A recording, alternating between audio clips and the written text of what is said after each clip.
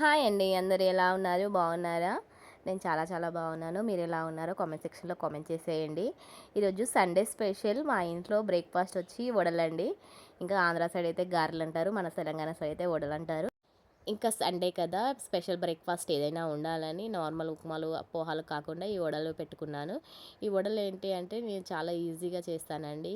అందరూ చాలా కష్టంగా వేస్తారు కదా! షేపు వస్తుందో లేదో, ఆయిల్ పీల్చుతుంది ఎక్కువ అని. నాకేమో ఆయిల్ పీల్చదండి. మంచి పర్ఫెక్ట్‌గా వస్తాయి. ఈ వడలు వేయడం అయితే పర్ఫెక్ట్‌గా నేర్చుకున్నాను.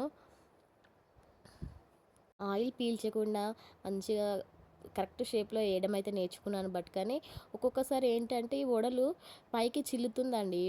కడాయిలో నుంచి పైకి చిల్లుతుంది. అప్పుడు ఆయిల్ అంతా కిచెన్ మొత్తం స్ప్రెడ్ అయిపోతుంది. నాకప్పుడు అలాంటి టైంలో భయమేస్తుంది. ఫేస్ దగ్గర ఉంటే ఫేస్ మీద ఏమైనా పడుతుందేమో అని. మీకెప్పుడైనా ఇలా జరిగిందా? జరిగితే కామెంట్ సెక్షన్‌లో కామెంట్ చేయరా? అసలు నాకు ఇప్పటికీ అర్థం కాదు అది ఎందుకు చిల్లుతుందో.